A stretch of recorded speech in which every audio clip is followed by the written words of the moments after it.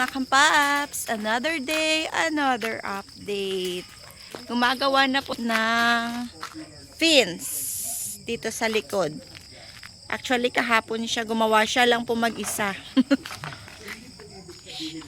Ito po yung aking welder. Ay isa lang po kami na na barangay. Kabarangay ko po Sinong Boyet. Kung dito sa Capiz, highly recommended po.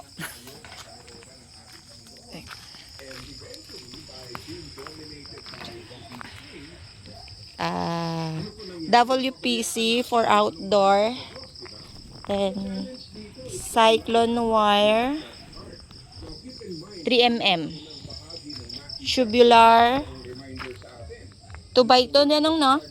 2x2 and 1x2 yung sa gitna.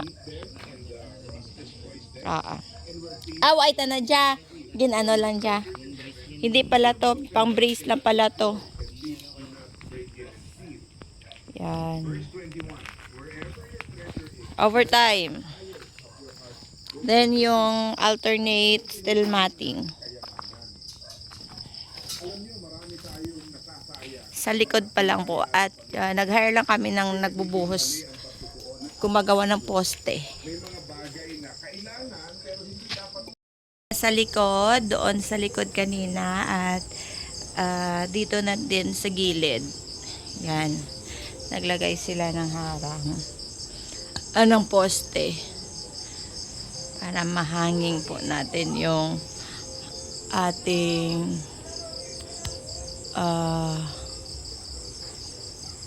alternate na cyclone at saka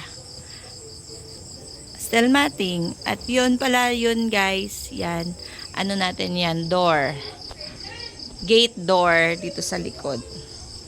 Yung makadaan lang po yung tao at saka motor. Dito sa, bumili pala ako ng WPC yun kanina. Ito mas haba ito sa front natin to. Yan. Say hi to my bougainvillea. Hello mga kapaps! Welcome to my daily vlog. Hindi na ito daily kasi madalang na tayo mag-post. At yung nakarang video na kaka-play ko lang ay nung isang araw yon. At ngayon, tingnan natin kung ano na yung nagawa ng ating mga tauhan. Actually, sa labas lang sila. May karinderya yung asawa sa labas. At yung anak niya at yung husband niya, yun yung pinapakyaw namin para hukay ng mga lalagyan ng poste ng ating tubular. Kaya tingnan natin mga kapaps.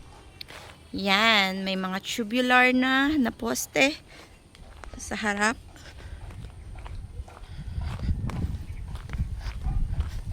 Ayan.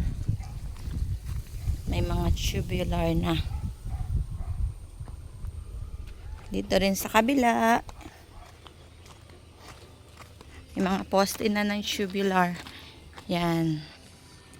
Yan na. Yan na sila. At tingnan natin kung natapos na ni Ninong Boyet yung isang 5 meters na na fence yung sa likod. Tingnan natin. Same pa rin, isa lang po yung ating tagagawa ng ating fence. Kaya niya naman po. Ayan, ito yung bougainvillea na cuttings na in-ICU ko. At tingnan natin dito. Ito pala guys, pag idinugtong mamaya ni Ninong Boyet, ay may space sa ilalim na makapasok yung tao or maliliit na bata. Pero lalagyan lang po natin yan ng mga stone at saka isemento. Ito po, dugtong ng ating hollow blocks. Ito 5 meters na cyclone wire.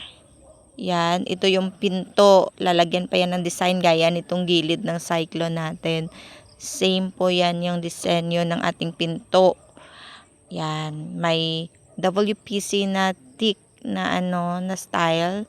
At yan, ito yung style ng ating cyclone. Nilagay na ni Ninong Boyet. Yan. Bye mga kapap.